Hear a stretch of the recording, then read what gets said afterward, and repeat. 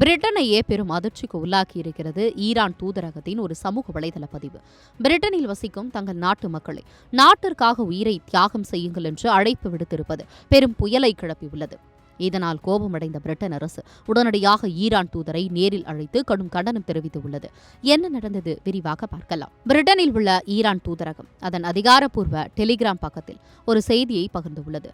John ஃபடா என்ற பெயரில் ஒரு பிரச்சாரத்தை முன்னெடுத்துள்ளது. ஜான் ஃபடா என்றால் உயிரை அர்ப்பணிப்பது அல்லது உயிர் தியாகம் செய்வது என்று பொருள்.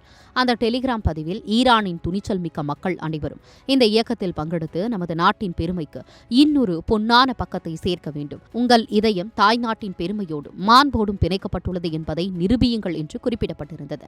அதோடு நிற்காமல் நாம் அனைவரும் ஒன்றிணைந்து போரில் உயிரை கொடுப்போம்.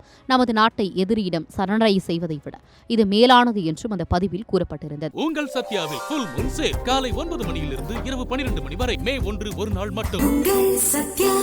இந்த செய்தி பரப்பியதும் பிரிட்டன் அரசு உச்சக்கட்ட கோபத்தை அடைந்தது. இது முற்றிலும் ஏற்றுக்கொள்ள முடியாத செயல் என்று கூறிய பிரிட்டன் வெளியுறவுத்துறை உடனடியாக ஈரான் தூதர் சையத் அலி முசாவை நேரில் அழைத்து தங்களது கொடுமையான எதிர்ப்பை பதிவு செய்துள்ளது. வெளிநாட்டில் வாழும் மக்களை இப்படி உயிர் தியாகம் செய்ய தூண்டுவது தீவிரவாத எண்ணங்களை விதைப்பது போலாகும் என்று பிரிட்டன் அரசியல் தலைவர்களும் நிபுணர்களும் எச்சரிக்கை விடுத்துள்ளனர். இதனால் பிரிட்டனின் பாதுகாப்பு முகமைகள் இந்த விவகாரத்தை மிக தீவிரமாக கண்காணித்து வருகின்றன. இது பொது அமைதிக்கு குந்தகம் விளைவிக்குமோ என்ற அச்சமும் எழுந்துள்ளது. ஆனால் ஈரான் தூதரகம் தன் செயலை நியாயப்படுத்தியுள்ளது. இது வன்முறையை தூண்டும் செயல் அல்ல, இது வெறும் நாட்டுப்பற்று சம்பந்தப்பட்டது. உலகெங்கும் உள்ள ஈரானியர்கள் தங்கள் தாய்நாட்டின் மீது எப்போதும் பற்றுடன் இருப்பார்கள். தாய்நாட்டை பாதுகாப்பது குறித்த ஒரு பிரச்சாரம்தான் இது.